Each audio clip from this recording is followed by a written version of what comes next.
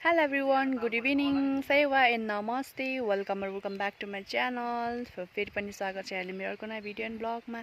अब म 5 बजिसकेको छ आजको दिन, त्यही भएर म चाहिँ गुड इभिनिङ नै भने। सो आज फेरि पनि मैले अर्को नयाँ भिडियो लिएर आइसकेको छु अनि आजको मेरो भिडियो चाहिँ के स्पेशल छ भन्दाखेरि आज चाहिँ हामी मोमो बनाएर खान गइरहेको छौँ घरमा।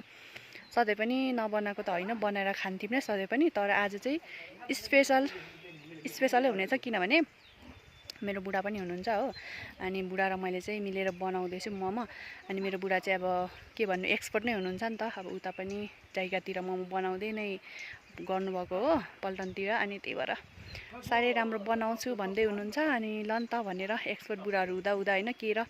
सो अनि त्यही भएर अब चाहिँ आज मोमो बनाउनु गइरहेको छौँ। अनि आजको मेरो फुल भिडियो भनेको चाहिँ कम्प्लिटली मोमो बनाएको खाएको यही हुनेछ। सो अन्तिमसम्म मेरो भिडियोलाई हेरेर माया गरिदिनु होला। ल त साथीहरू, फर्स्ट अफ अल चाहिँ अब मोमो बनाउनको लागि किमा रेडी गर्नुपर्ने हुन्छ। सो मेरो बुढाले चाहिँ किमा मजासँगले मसिनो पारेर काट्दै हुनुहुन्छ हो। अनि म चाहिँ यहाँनिर प्याज पखाल्दैछु। प्याज चाहिँ मैले चाहिँ ताछिसकेर राम्रोसँग पखाल्दैछु। अनि अब यो प्याज पखालिसकेर चाहिँ मसिनो गरेर काट्नुपर्ने हुन्छ हो। सो म चाहिँ प्याज पखाल्दैछु। अनि न्युटेला पनि लगाउने मैले चाहिँ निर्णय गरेँ किनकि बन्दाकोपी छैन नि त अहिले, बन्दाकोपी एभाइलेबल छैन। अनि त्यही भएर बन्दाकोपी भएको भए चाहिँ राम्रै हुन्थ्यो। त्यो पनि न्युटेला पनि एकदमै राम्रो हुन्छ मोमोमा हो। अनि त्यही भएर म चाहिँ न्युटेला भिजाउँदैछु। अनि अब न्युटेला पनि सानो सानो पारेर मोमोमा लगाउने हो, राम्रै हुन्छ।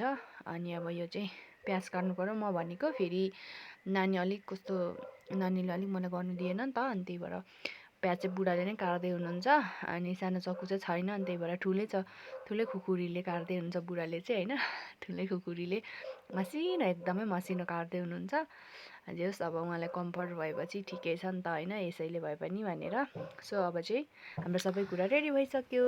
ल साथीहरू, हाम्रो चाहिँ अघि नै सबै कुराहरू सरसामान रेडी भइसकेको छ होइन। अनि त्यही हो, यहाँनिर छ किमा।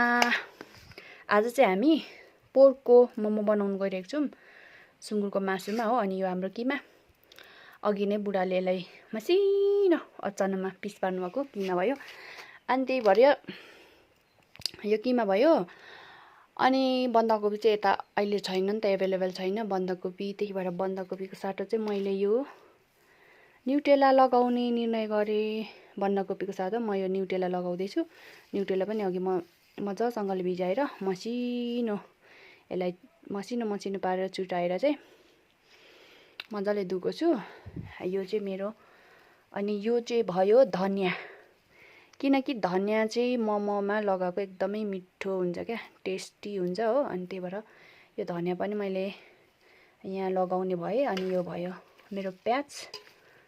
अनि यो भयो पेस्ट, अदर लसुनको पेस्ट पनि लगाउनुपर्छ नि त, राम्रो सेन्ट आउँछ।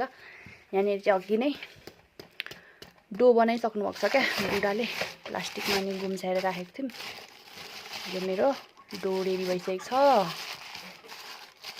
हो। डो पनि अलिक दह्रो भए जस्तो छ, त्यो पनि ठिकै हुन्छ, यतिको त अलिक दह्रो भए जस्तो छ। सो यो मेरो डो भयो रेडी, सब सामान रेडी भइसकेको छ। अब चाहिँ म यसलाई मोमो मसला, अजिना सबै कुरा चाहिँ नुन एड गरेर म सबैलाई मिक्स गर्छु। मेरो किमा रेडी हुन्छ, त्यसपछि बुढाले चाहिँ फटाफट बेल्नुहुन्छ अथवा म बेल्छु।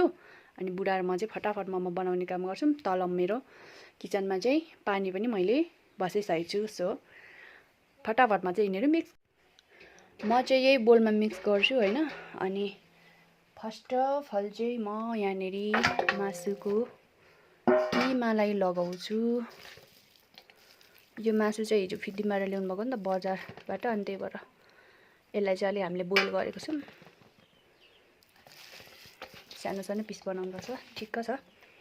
सो अनि यसमा चाहिँ म अब यो धनियाँ र प्याजलाई एड गर्छु।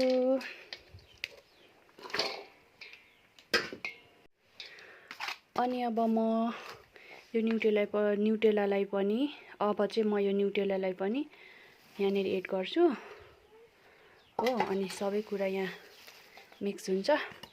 यो पेस्ट पनि म चाहिँ यहीँ लगाइदिएँ। मैले पेस्ट पनि लगाएँ, अदुवा लसुनको पेस्ट। अब यो चाहिँ अब मजाले म सबै मिक्स गर्छु हो। अनि यसमा चाहिँ अब कस्तो भने मासु छ क्या, बोसो त्यति थिएन। सो म यसमा चाहिँ अलिकति यो तोरीको तताको तातो तेल पनि लगाउँछु, किनकि अब यसले चाहिँ अलिक टेस्टी बनाउँछ होइन। मोमो भनेको अलिक जुसी नै टेस्टी हुन्छ नि त, त्यही भएर चाहिँ यसलाई म यो तातो तेल पनि लगाउँछु।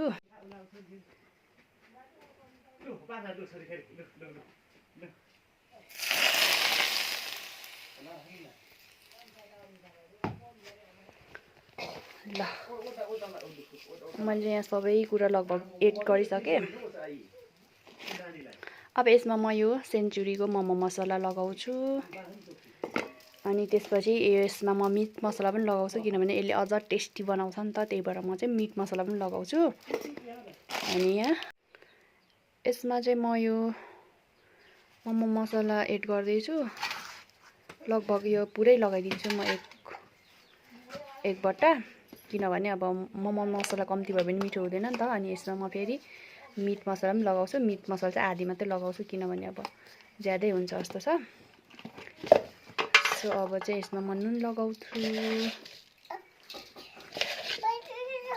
अब अन्तिममा म अजिना लगाउँदैछु यहाँ हो। अजिना चाहिँ धेरै खानु हुँदैन भन्छ, त्यही पनि अब अजिना बेगर मिठो हुँदैन मोमो। सो अब चाहिँ म यहाँ सबै मजाले मिक्स गर्छु।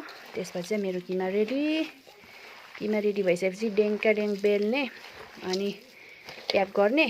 अन्त तल पानी उम्लिसकेको छ, लगेर बफ्याउने, त्यसपछि गम खाने।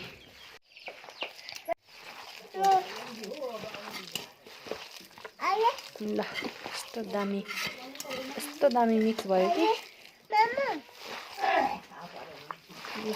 हेर्दाखेरि त्यस्तो मिठो देखेको छ। सबै मैले चाहिँ मजाले मरमसलाहरू मिसाइसकेँ। अब चाहिँ प्याक गरेर बफ्याउने मात्रै। ल गाइसहरू, अब चाहिँ हामी बनाउनतिर सुरु।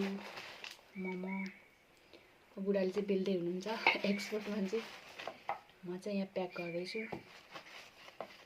जे जस्तो भए पनि घरमा खाने मोमो भनेको बुट्टा झिक्नु परेन होइन, जसो तसो बनाएर खाने। मिठो चाहिँ हुनु पर्यो, हेर्दा नराम्रो देखे पनि। साँच्चै अलिक उयो भएको हो कि क्या हो, डह्रो पिठो डह्रो भयो जस्तो छ।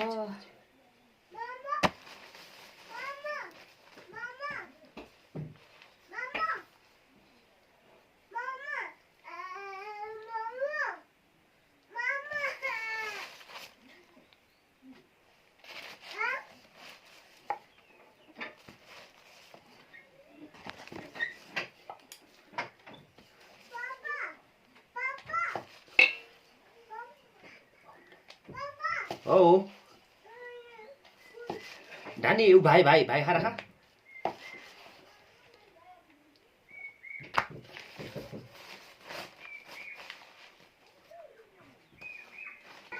Oh, sorry, Danny, hara. छोड़ा गुजी खेती।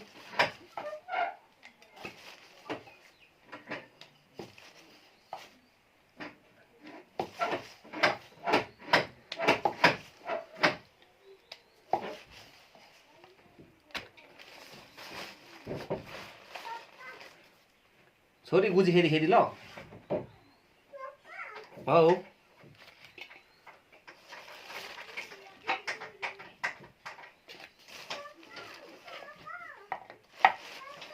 औ हाँ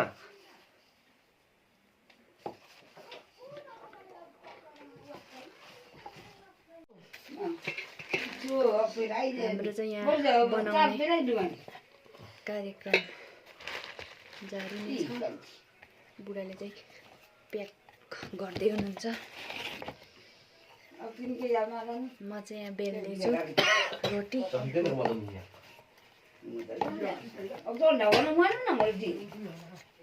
गोलो गोलो रोटी बेल्दैछु खाना यहाँ डल्लोमा खा ल खाना जेठा मेन ए तपाईको होइन भने लु गोलै बनाउनु नि यो टुल आमा टुल हो म आफ्नो मेन हो यो लु गोलो उनका बनाउँछु डेमडा बनाउनु पर्ने अझै गतालो हैन आफै चामा यो न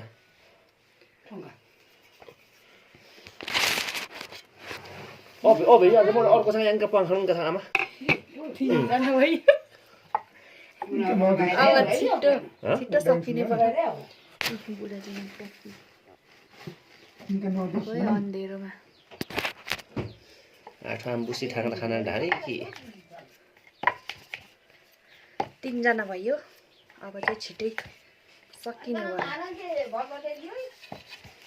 ओहो दादी का खाने दम खाने अब चाहिँ ढिलो ढिलो ठुलो ठुलो बनिने पर्यो है छिट्टै माग तर ओडा यो अब अर्को मक्टुमा हाल्नु ल गाइजहरु हाम्रो फाइनल लुक यस्तो छ बुढाले यहाँ बनाउनु भएको मोमो अच्छा छ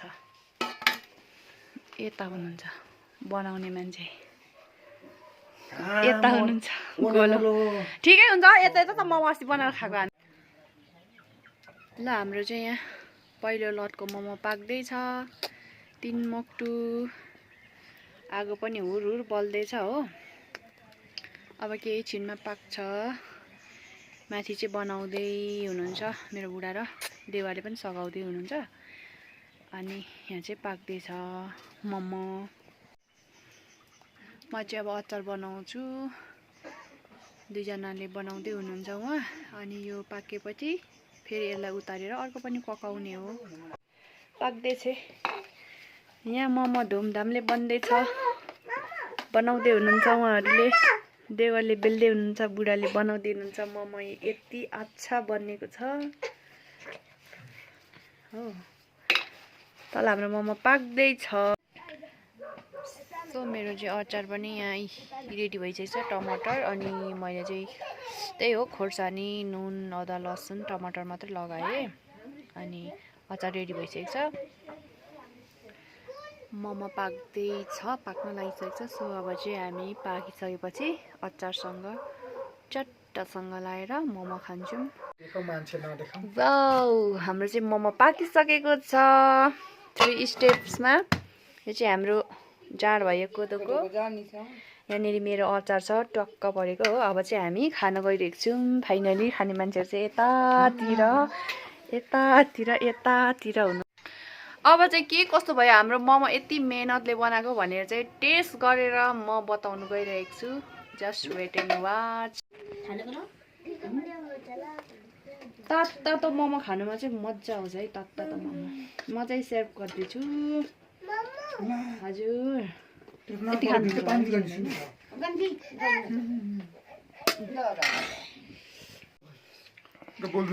ल हाम्रो चाहिँ यहाँ सबैजनालाई मैले दिइसकेको छु अनि मोमो चाहिँ कस्तो भएछ हौ जेठा देवर नमिठो अरे है ल अब हामी चाहिँ खाँदैछौँ यहाँ मेरो पनि भाग लगाइसकेको छु मोमो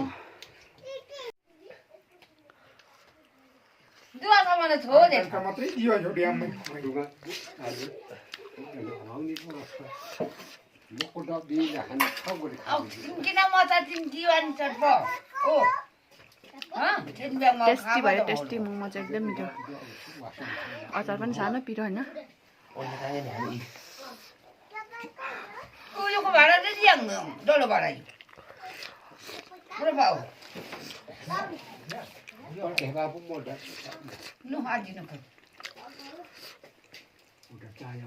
मोमो चाहिँ एकदम जुसी टेस्टी भएछ